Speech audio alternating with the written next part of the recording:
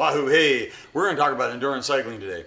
And okay, so there's a lot of elements to endurance cycling. I can't cover all of that in a 5-minute video. It's going to take me hours. I could, in fact, cover this in a 3-hour lecture and maybe still not make it.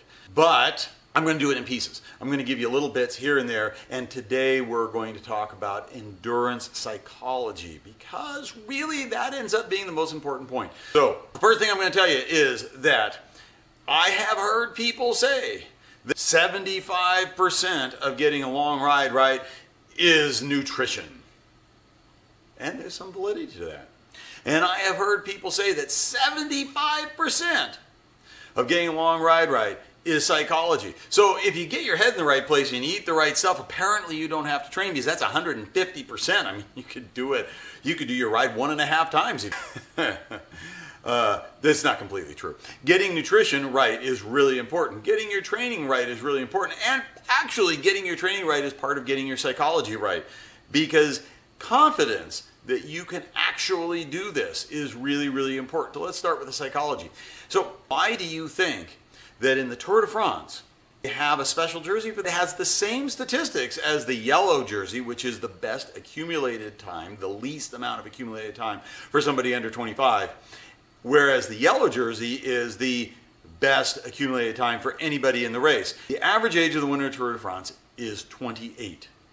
So I've read someplace. Somebody can look it up and tell me I'm wrong, but it's somewhere around there. People have won the Tour de France in their 30s many times, but they don't win the Tour de France very often when they're under 25. The young guys don't win very often. And I have heard the commentators during the Tour de France explain the answer to this. Before I tell you what they say, I'm going to tell you that the answer that they give is wrong.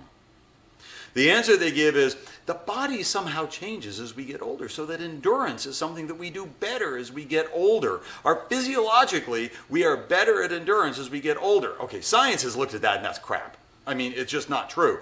When you study the physical ability of the younger people, they're stronger, they're fitter, they recover faster. The guys under 25 should be winning the Tour de France, but they're not winning the Tour de France.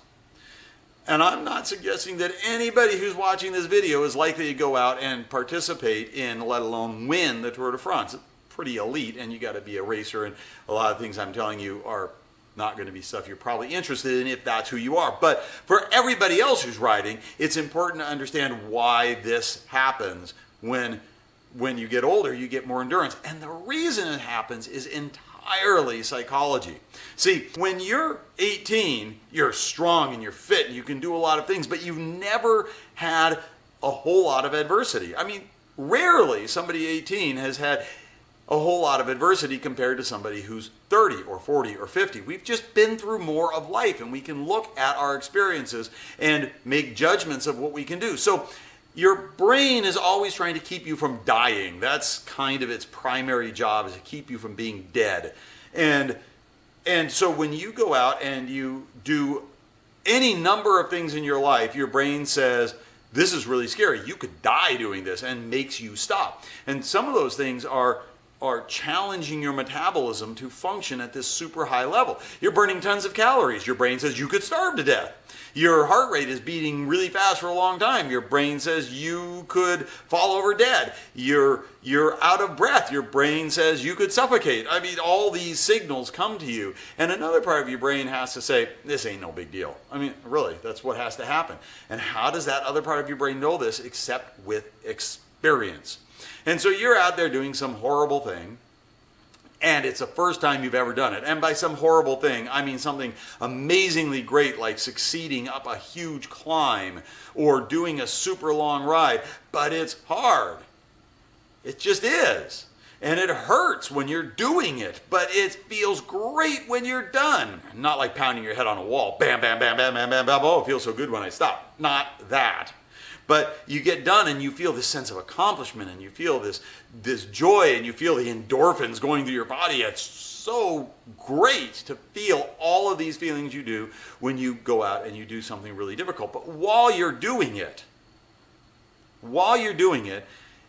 it's difficult. And difficult is something that there's part of our brain that says stop. Just the way it is, right? So You've gone out at some point in your life and you have succeeded in something really difficult that is harder than this thing that you're doing right now. And now you're doing this really hard thing, and part of your brain says, this is really hard. You need to just stop. You need to get in the van. You need to quit. You need to quit. Quit. And you got a part of your brain that's saying that to you over and over and over again.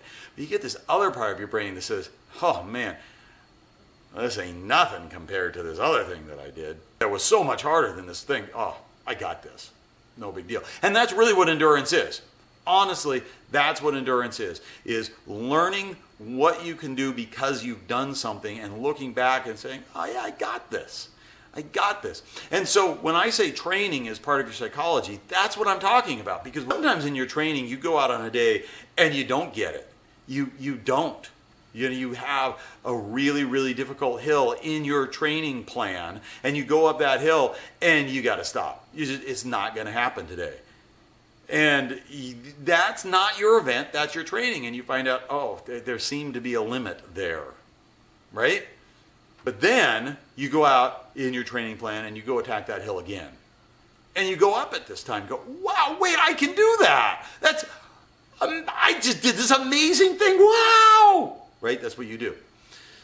And then you learn, now you go into your event and you find that really steep hill and you say, oh yeah, this is a steep hill, but isn't that bad because I did this other thing. And that part of the brain that says, stop, quit. You're able to say to that part, shut up. I got this.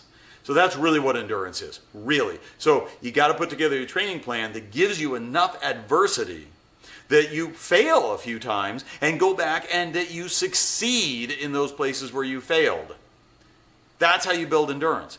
There's all of the physical elements of building endurance, and I'm not getting at those right now. And they are very, very important. If you don't get any training in and you go out and do a ride for which you are not prepared, you're not going to like the ride. You may be able to finish, but you're going to have muscle cramps, or you're going to throw up, or you're not going to like it. So physiologically, train, get stronger, yes, absolutely. But more importantly, your training plan is addressing what you know you can do, and that's what endurance really is. So I will make more videos about how to do endurance riding, about how to set up a training plan, about how to deal with hydration, about how to deal with nutrition, and put all the pieces together. You're going to be able to do it, no problem. And as always, if you like what you see here, subscribe, make comments below, let me know how you like it. There you go.